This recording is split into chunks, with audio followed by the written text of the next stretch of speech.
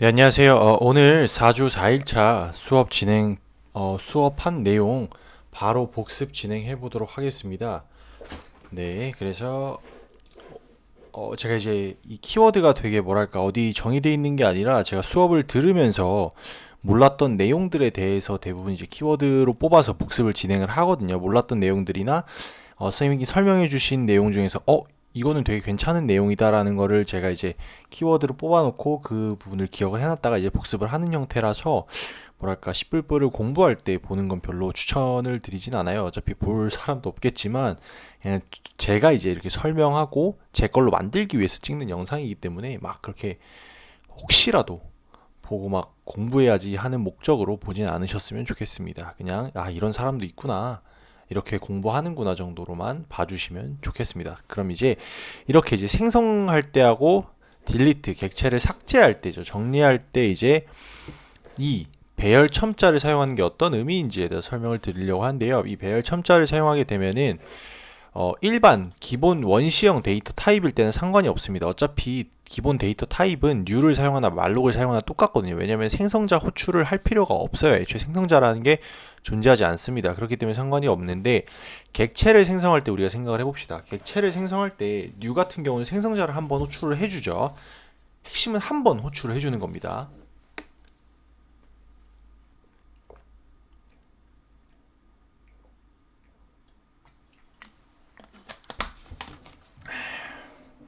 생성자를 한 번 이렇게 호출을 해주게 되는데, 이 배열 첨자 안에 요소의 개수가 들어가거든요. 근데 타입이 클래스 타입이고 포인터로 받고 있으면은 해당 요소에 해당 객체를 메모리 공간에 여기 들어오는 요소의 개수만큼 생성을 하겠다라는 거예요. 객체를 생성한다는 과정이 뭐가 있죠?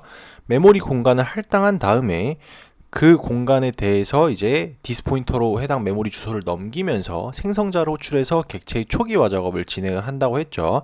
생성자 없이 그냥 디폴트 생성자가 호출이 돼서 아무 작업도 하지 않고 안에 쓰레기 값이 들어가 있다고 하더라도 생성자는 호출이 돼야 된다고 말씀을 드렸어요.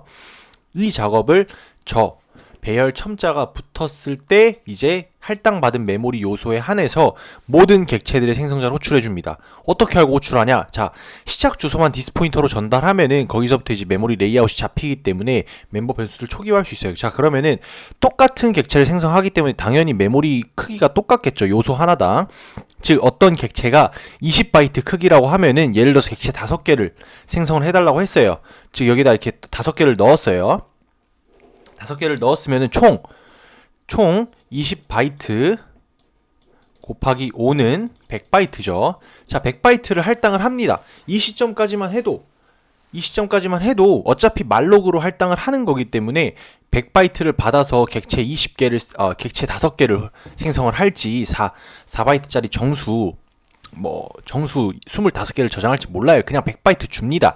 하지만 그 다음에 다르죠. 그 다음에 이제 20바이트 시작 주소를 넘기게 돼요. 100바이트의 시작 주소를 넘기게 되는데, 그게 이제 객체의 생성자를 호출하면서 디스포인터로 넘기게 되거든요. 왜냐면 객체를 생성을 했으니까. 그래서 생성자를 호출해서 디스포인터로 첫 번째 데이터를 넘겨요. 그 다음에 우리가 객체 5개 요청했잖아요. 그렇기 때문에 그 객체의 크기, 즉 20바이트만큼 건너뛴 오프셋 개념으로 한 칸 건너뛴 다음에 20바이트째, 즉 0부터 19바이트, 그 다음에 20바이트부터 39바이트, 이렇게 하면 총 20바이트잖아요. 이렇게 이제 20바이트에, 그러니까 뭐랄까 예를 들어서 첫 시작 주소가 0x100이에요. 100입니다. 그럼 두 번째는 20바이트 건너뛰죠. 그러면은 20진수 20, 16이면은 16 한 번 들어가고 4니까 14네요. 그러면 0x114 114번이 두 번째 객체가 생성되는 첫 시작 주소입니다. 이 주소를 디스포인터로 넘겨요. 그래서 객체가 생성자가 호출이 됩니다. 이런 식으로 20바이트마다 객체의 생성을 요청을 하는 디스포인터를 생성자에 호출하면서 해당 시작 주소부터 이제 객체의 멤버 변수 값이 초기화가 되는 겁니다. 이렇게 객체의 생성자를 5번 총 호출을 하면서 각각의 서로 다른 메모리 주소를 디스포인터로 넘기게 되면서 5개의 객체를 생성을 하게 되는 겁니다. 이게 이제 이 배열 첨자가 하는 역할입니다. 배열 첨자는 안에 생성한 요소의 개수만큼 생성자를 호출해서 실제 객체를 생성을 해줍니다. 에? 이게 이제 객체 배열이고요. 그리고 객체 포인터는 또 다르죠. 왜냐하면 포인터 같은 경우는 생성자를 호출할 필요가 없어요. 그냥 포인터를 담을 변수 5개를 달라는 겁니다. 그러면은 총 40바이트가 할당이 되겠죠. 객체의 크기가 얼마든지 간에 포인터의 크기는 고정된 8바이트입니다. 그래서 포인터 5개 요청을 하게 되면은 애초에 이 포인터 배열을 참조하는 포인터는 이중 포인터가 될 거고요. 이 안에는 해당 타입의 포인터 5개를 저장할 수 있는 40바이트의 공간이 할당이 되고 생성자 호출은 안 되겠죠. 왜냐? 포인터를 할당을 했으니까요. 객체를 생성한 게 아니잖아요. 객체를 가리킬 수 있는 포인터를 생성한 거지. 딜리트도 똑같습니다. 기본적으로 기본형 타입에 대해서는 이렇게 안 해도 돼요. 즉 배열 생성하고 나서 배열 생성할 때는 이렇게 해줘야 됩니다. 왜냐면은 우리가 몇 배열에 대해서 예를 들어서 정수형 배열 25개를 생성할 거예요. 그러면은 100바이트라고 요청해줄 방법이 없어요. 말록 사용하지 않는 이상 100바이트라고 요청할 방법이 없습니다. 여기다가 100개 넣으면은 4 곱하기 100개가 총 400바이트 할당하기 때문에 무조건 우리가 배열 형태로 데이터를 저장하려고 한다면은 기본형이든 객체형이든 그러니까 원시형이든 참조형이든 기본적으로 이 안에다가 요소의 개수를 넣어 주어야 됩니다. 단일로 생성하는 게 아니라면. 하지만 소멸자 같은 경우는 기본 원시형 타입이라면은 그냥 메모리 주소만, 이 배열 첨자 없이 메모리 주소만 넘겨도 똑같이 해제가 돼요. 어차피 메모리 블럭을 그냥 날려버리면 되니까. 왜냐? 기본 원시형 데이터 타입은 생성자라는 게 존재하지 않습니다. 그리고 소멸자 역시 존재하지 않죠. 그렇기 때문에 딜리트로 각각 소멸자를 호출해줄 필요가 없는 겁니다. 어차피 소멸자로 호출한 다음에 메모리 공간 날리는 거 그냥 여기다가 시작 주소만 주면은 그 시작 주소로부터 할당받은 총 100바이트만큼의 크기를 그냥 메모리를 한 번에 날려버리기 때문에 이 배열 첨자가 없어도 되긴 하지만 통일성을 위해서 내가 배열로 생성했으면 배열로 지워주는 게 낫잖아요. 이게 뭔지 딱 명확하게 보이고 이건 배열을 참조했던 포인터를 지우는 거구나라고 명시해 줄 수 있기 때문에 이렇게 해주고, 객체를 할당받은 경우에는 각 객체마다 생성자를 호출해 주듯이 소멸자를 호출해 줘야 됩니다. 그렇기 때문에 저렇게 딜리트로 해가지고 이 옆에는 요소 개수 안 넣어도 돼요. 어차피 여기다 참조 넣으면은 얼만큼 할당받았는지 알고 이 클래스 타입의 이 객체 크기 알아내면은 그 할당받은 크기 나누기 객체 크기 하면은 총 몇 번 소멸자 호출해야 되는지 알기 때문에 컴파일러 똑똑해야 이런 거 우리 안 해줘도 됩니다. 그래서 이제 여기다 주소 옆에다가 여기다가 이제 메모리 첫 시작 주소 포인터 시작 주소만 포인터가 참조하고 있는 시작 주소만 넘겨주면 된다. 즉 힙에 할당받은 메모리 시작 주소만 넘겨주면은 여기서 이제 이 객체 크기 파악하고 그리고 그 크기 총 할당된 크기 파악해서 나누기 하면은 즉 총 크기 나누기 객체의 크기 하면은 그 안에 객체가 몇 개 들어가는지 나오겠죠. 그래서 그렇게 해가지고 소멸자를 그 개수만큼 5번 호출해서 소멸 작업을 진행한 다음에 메모리를 날려버린다, 메모리를 해제한다 라고 볼 수 있습니다. 그래서 이 배열 첨자는 꼭 안에 객체를 생성을 했으면은 객체를 배열 형태로 값으로 생성을 했으면은 꼭 이렇게 해주자. 그리고 배열 형태로 연속된 메모리 공간을 할당해서 배열 형태로 데이터를 저장할 때도 이렇게 해주자 라는 겁니다. 자, 그리고 리버스하고 리사이즈인데요. 이건 뭐냐면은 리저브하고 리사이즈인데요. 이게 뭐냐면은 리저브 같은 경우에는 예약하다, 리사이즈는 사이즈를 늘린다 라는 건데요. 이게 이 예약하다라는 거는 일단은 둘 다 공통점은 공간을 할당을 해놓습니다. 즉 함수인데 벡터에 있는 함수거든요. 벡터가 사이즈를 동적 할당을 해서 이제 데이터를 저장을 하잖아요. 근데 데이터 몇 개 넣으면 또 동적 할당하고 또 몇 개 넣으면 동적 할당하고 이게 비용이 만만치가 않습니다. 데이터가 적을 때는 크게 상관없을 수는 있어도 데이터가 많아지기 시작하면은 이 비용이 만만치가 않아요. 왜냐면은 자 일단은 새로 필요한 만큼 메모리 공간을 할당을 합니다. 할당 작업이 일어나요. 그리고 할당한 다음에 기존의 걸 해제를 하죠. 기존의 걸 해제하기 전에 데이터를 복사를 합니다. 데이터를 복사를 해요. 데이터를 다 복사한 다음에 메모리를 해제합니다. 이 과정이 들어가기 때문에 매번 이제 조금씩 데이터 조금 넣고 동적 할당 받고 또 데이터 조금 받고 동적 할당 받고 이 작업을 하는 것 자체가 굉장히 낭비입니다.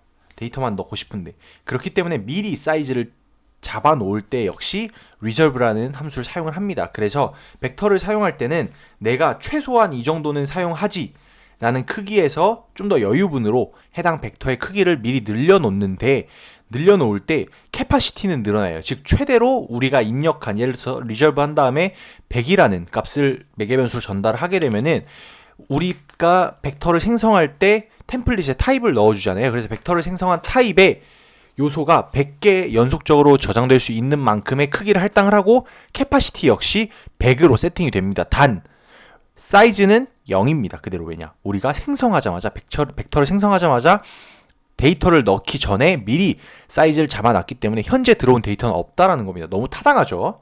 그죠? 그렇기 때문에 사이즈가 늘어났다고, 즉 공간이 늘어났다고 해서 우리가 이 공간에 중간에서 바로 뭔가 접근해서 쓰거나 읽거나 애초에 할 수 없습니다. 왜냐하면은 항상 배열은 이 사이즈를 기준으로 사이즈 범위 안에 있는 데이터들만 접근하고 읽고 쓰고 할 수 있고, 추가하려고 한다면은 우리가 항상 푸시 100밖에 없잖아요. 뒤에다 추가한 다음에 사이즈가 한 칸 늘어나는 식으로, 즉 현재 0번부터 시작 주소부터 사이즈까지만큼의 오프셋을, 사이즈만큼의 이제 요소를 우리가 사용할 수 있는 게 벡터입니다. 그죠? 그렇기 때문에 reserve는 총 저장할 수 있는 개수는 늘어나지만 현재 저장된 개수가 늘어나는 게 아니기 때문에 이 공간에서 우리가 마음대로, 공간이 늘어났다고 해서 마음대로 읽고 쓸 수가 없다. 중간에다 쓸 수가 없다. 왜냐? 현재 시작부터 0번부터 현재 사이즈 그 범위 안에서만 우리가 데이터의 인덱스로 접근을 하고 데이터를 읽고 쓰고 중간에 할 수 있고, 그리고 만약에 추가를 하게 되면 그 뒤에다 하나 데이터를 추가하고 현재 사이즈 하나 늘리는 형식으로 진행이 되기 때문에, 그렇게 이제 메커니즘이 돌아가기 때문에 동적 배열이 뒤에다가 추가하면서 이렇게 늘어나기 때문에 리저브 같은 경우는 애초에 현재 사이즈가 변하지 않는다. 하지만 리사이즈는 변합니다. 즉 우리가 100이라는 값을 넣어주잖아요. 그러면 캐파시티도 100인데 현재 사이즈도 100이에요. 그럼 안에 뭐가 들어가 있냐? 0에 준하는 초기화 값이 들어가 있습니다. 즉 인트 벡터라고 하면은 0이 들어가 있고요. 플롯 벡터면 0.0f가 들어가 있고요. 포인터라면은 널 포인터가 들어가 있습니다. 그래서 리사이즈 같은 경우에는 캐파시티도 100이고 현재 사이즈도 100입니다. 현재 사이즈가 100이라는 것은 최대 사이즈만큼 이미 데이터가 찼다는 거예요. 그러면은 하나 데이터를 더 넣으면은 동적 할당이 또 일어나겠죠. 하지만 내가 이미 늘려놓은 데이터 안에서 사용할 때는 동적 할당을 할 필요가 없고, 중간 어디서든, 예를 들어서 100이면 뭐 55번째 인덱스, 68번째 인덱스, 32번째 인덱스 이렇게 마구잡이로 접근이 가능해요. 왜냐? 현재 사이즈가 늘어났기 때문에 0번부터 현재 사이즈까지 접근을 할 수가 있는데, 이 현재 사이즈가 우리가 요청한 최대값이랑 같아지기 때문에 어떻게 같아지냐? 모든 값을 기본 0에 준하는 초기화 값으로 초기화 시켜주거든요. 그래서 같아지고, 이거를 사용하는 얘는 이걸 언제 사용하냐 라고 했을 때는 미리 포인터를 저장하려고 하는 벡터를 생성을 하고 나서 리사이즈로 모든 요소를 널 포인터로 초기화를 해주는 겁니다. 우리가 그러면은 각 요소에 포인터를 하나씩 저장할 수가 있잖아요. 그러면은 벡터를 생성한 타입의 포인터를 저장을 할 수가 있는데, 이런 식으로 해서 각 요소가 하나의 포인터 변수처럼 동작하게끔 해서 포인터를 저장을 할 때 리사이즈로 늘려놓고 사용을 하면은 모든 요소가 널 포인터로 초기화가 되어 있기 때문에 좀 더 안전하게 사용할 수 있다 라고 볼 수 있겠습니다. 그래서 리저브와 리사이즈 차이 말씀드렸고요. 리저브는 크기는 늘어난다. 크기는 우리가 요청한 만큼 늘어나는데 현재 사이즈가 늘어나지 않기 때문에 중간에서 데이터를 막 자유롭게 쓸 수 있는 게 아니다. 항상 벡터는 뒤에다가 데이터를 추가를 하고 0부터 현재 사이즈 그 범위 안에서만 우리가 요소에 접근을 하고 읽고 쓰고 할 수 있는 거기 때문에 리저브는 데이터의 크기가 늘어난다. 즉 내가 이만큼 사용할 거야 라고 예약하는 의미입니다. 미리 좀 늘려놔봐. 나 이만큼 사용할 것 같아 라고 하는 거고, 예약된 공간이기 때문에 우리가 접근할 수가 없어요. 예약된 공간을 사용하기 전까지는 접근할 수 없습니다. 즉 우리가 호텔 예약해 놓고서 나 이번 주말에 호텔 갈 거야, 토요일날 갈 거야 했는데 오늘 목요일이라고 갈 수 있는 게 아니잖아요. 왜냐?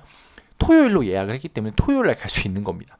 이것도 내가 데이터 공간 1000개를 예약을 했지만 당장 50번째엔 데이터가 없어요. 50번째 갈 수가 없습니다. 현재 사이즈가 50번째 안 가 있어요. 그러면은 50번째 갈 수가 없는 겁니다. 사용할 수가 없어요. 아직 토요일이 안 된 겁니다. 자, 리사이즈 같은 경우에는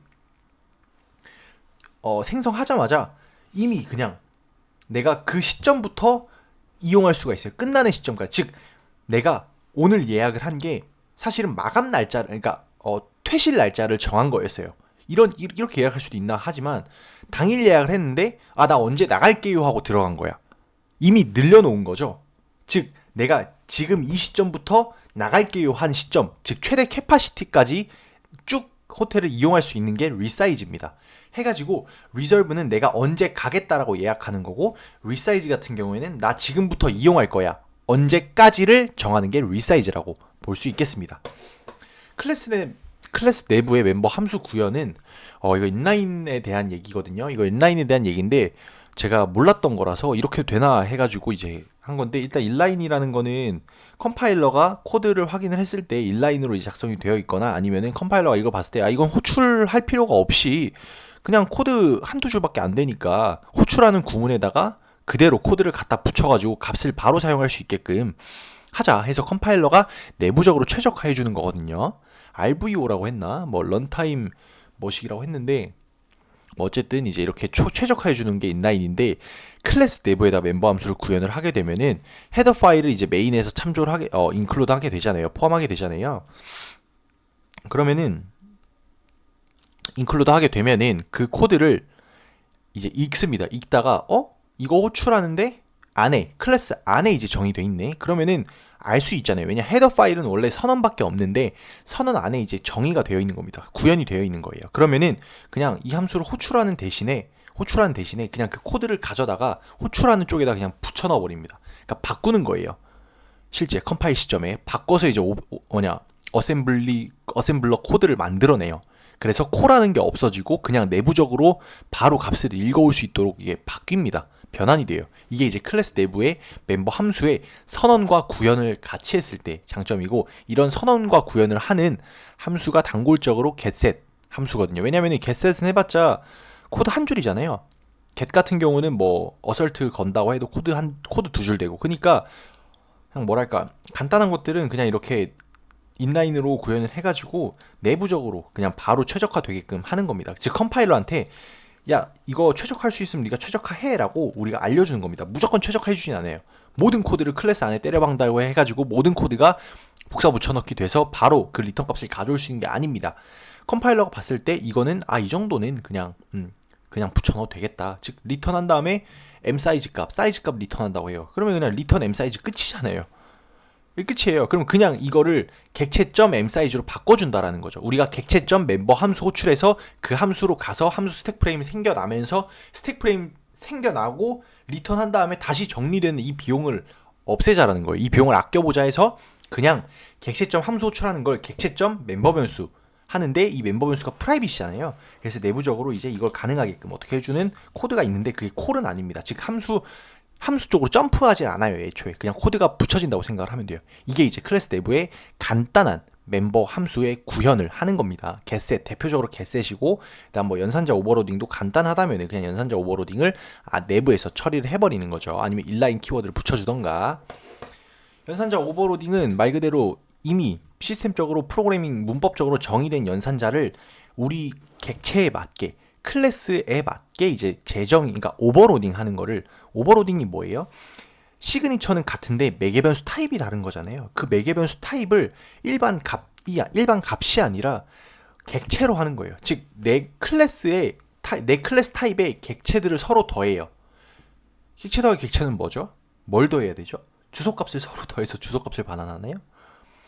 그러니까 이렇게 원래 정의 안 된 거를 연산자 오버로딩을 통해서 이 객체와 이 객체를 더하면은 서로 가진 x 값을 더해서 반환하자, y 값을 더해서 반환하자, x는 x, y는 y 값을 더해서 최종적으로 더해진 객체를 반환하자. 이런 식으로 연산자를 통해서 우리가 그러니까 다시 이제 구현할 행동들을 구현하는 게 연산자 오버로딩입니다. 그래서 이 연산자 오버로딩을 통해서 우리가 그 연산자에서 일어난 행동을 객체에 맞게 구현하는 게 연산자 오버로딩이고요. 대표적으로 벡터 클래스를 벡터 컨테이너를 직접 구현을 할 때 배열 첨자를 구현을 하게 되면은 배열 첨자는 r밸류에도 위치할 수 있고 l밸류에도 위치할 수 있습니다. 이 의미는 r밸류에 위치할 때는 가지고 있는 값을 반환을 해야 되는 거고, 우리가 배열처럼 동작을 하게 하려면요, l밸류에 위치했을 때는 자신의 원본에 r밸류에 들어오는 값을 덮어 쓸 수 있어야 됩니다. 즉 변경이 가능해야겠죠. 이렇게 하면은 연산자 오버로딩을 객체에 이제 이 그림이 돼야 되거든요. 우리가 이 그림을 하고 싶은 거예요. 근데 이 그림이 애초에 말이 안 되잖아요. 기본적으로 제공하는 배열에선 이게 가능하죠. 너무 당연한 거죠. 뭐냐면은 이 배열의 주소로부터 0번째 인덱스에 접근해서 그 요소를 R밸류일 경우 요소를 반환하고 L밸류일 경우 원본에 써라라는 거거든요. 근데 객체에 이렇게 하면은 뭐죠? 객체에 0번째가 있나요? 그 객체 단일에? 0번째가 없어요. 뭐 첫 번째 매개 변수를 반환을 하나요? 그리고 첫 번째 매개 변수 값을 변경을 해야 되나요? 그게 말이 되나? 아니죠. 그리고 첫 번째 매개 변수는 애초에 프라이빗이잖아요. 이렇게 접근도 불가능합니다. 근데 이렇게 정의함으로써 내가 만드는 벡터 클래스의 0번째 요소, 즉 이 객체 안에는 내부적으로는 흰 메모리에 할당 받아놓은, 즉 흰 메모리에 들어온 데이터를 저장을 해놓는데 그 공간에 메모리 주소를 가지고 있는 포인터가 있잖아요. 그 포인터에서 들어온 0번의 인덱스를 더해서 그 요소에 있는 값을 반환하거나 아니면은 포인터의 원본 주소를 반환하게끔, 그 0번의 원본 주소를 반환하게끔 할 수도 있어요. 이게 연산자 오버로딩이고 대표적인 활용 예입니다. 그래서 이 경우에는 참조를 반환함으로써 이 모양 똑같이 사용을 할 수가 있게 되는데, 참조는 뒤에 나오네요. 아, 힘든데. 자, 그럼 여기서 참조까지 설명을 할게요. 자, 참조로 반환을 하게 되면 어떻게 되냐?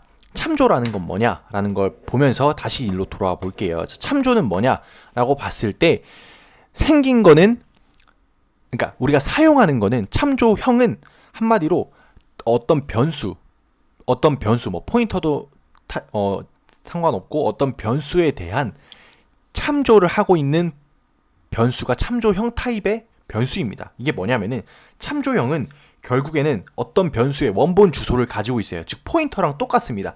내부적으로는 포인터와 똑같은데 사용할 때는 일반 변수처럼 사용을 하는 거예요. 즉 일반 변수처럼 사용하면서 내부적으로는 포인터로 동작하는 게 참조형이라고 볼 수 있습니다. 항상 역참조된 원본 주소를 가지고 있어요. 즉 원본 주소만 가지고 있으면은 내가 직접 역참조해서 가야 되는 게 포인터인데 이미 그쪽에 가 있습니다. 그쪽에 가 있는데 그 변수는 아닌 거예요. 그 변수의 별칭이라고 많이 소개를 하거든요. 그 변수의 별칭이고 내부적으로는 값을 전달하는 게 아니라 실질적으로 원본 주소를, 포인터를 내부적으로는 전달을 해요. 실제로 어셈블리어를 보면은 포인터를 전달하는 걸 알 수가 있어요.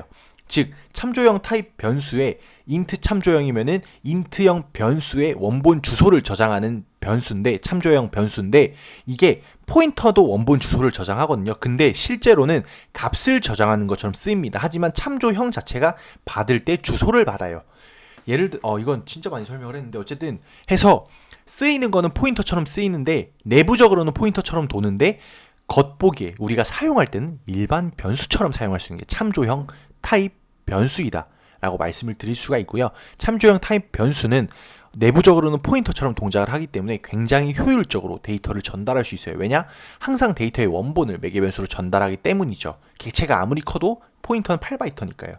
그래서 주소를 전달하지만 내부적으로 동작할 때는 일반 객체처럼, 값처럼 사용을 하기 때문에 객체 화살표가 아니라 객체점으로 접근을 하게 됩니다. 왜냐? 값형처럼, 일반 값형처럼 사용을 할 수가 있기 때문에. 자, 그럼 참조형을 반환한다는 건 어떤 의미일까요? 참조형을 반환합니다. 이 경우 내부적으로 참조형을 반환해요. 자, 그러면은 일단은 연산자 오버로딩은 제가 int 참조한 다음에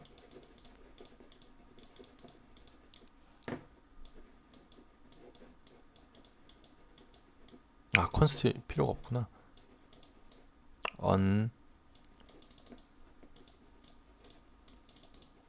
onSide int idx를 받습니다. 자, 그러면은 이 0이 이쪽으로 들어와요. 여기 0이 들어오고요. 자, 여기 디스포인터 들어오죠. 왜냐? 객체가 호출한 함수입니다. 실제로 이게 어떻게 어셈블리어로 바뀌냐면요. 진짜 기가 막힙니다. 객체점 오퍼레이터 이렇게 바뀌어버립니다. 이 오퍼레이터 함수를 호출하는데 객체의 멤버 함수인 오퍼레이터 함수로 호출하고 그 안에 매개 변수는 0을 넘겨줍니다. 그래서 최종적으로 넘어가는 매개 변수는 두 개죠. 하나는 객체의 디스포인터, 즉 객체의 원본 주소가 넘어가고요. 두 번째 인자로는 이 안에 들어온 0이라는 인덱스, 즉 우리가 데이터를 반환할 데이터를 요청한 인덱스가 여기 안에 들어가게 됩니다. 그래서 어셈블리어로는 이렇게 변환이 되고요. 이 코드가 이렇게 변환이 되고 실제로는 이 함수가 호출이 되는 겁니다. 함수가 호출이 되어 연산자 오버로딩을 통해서 연산자를 함수화시켜서 함수로끔 호출이 되게끔 합니다. 그래야 그 안에 우리가 행동을 정의할 수 있겠죠. 그리고 참조로 반환을 한다라는 것은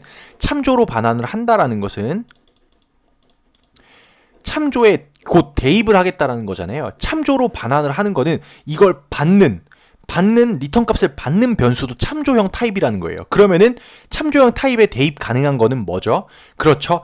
같은 데이터 타입의 일반 변수입니다. 일반 변수를 대입을 하는데 겉보기에는 값을 전달하는 것처럼 보이지만 내부적으로는 포인터를 가져온다고 말씀을 드렸습니다. 자, 그럼 참조를 반환한다는 것은 이 반환되는 값을 받는 것도 반환되는 값으로 뭐 초기화가 되든 대입이 되든 하는 것도 인트 참조형 타입이라는 거예요. 그러면은 여기다가 이렇게 this 플러스 0 이렇게 해주면 되지 않을까요? 아니구나. 아 쉣.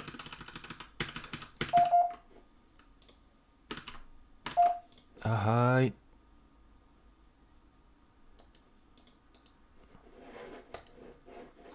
아하이.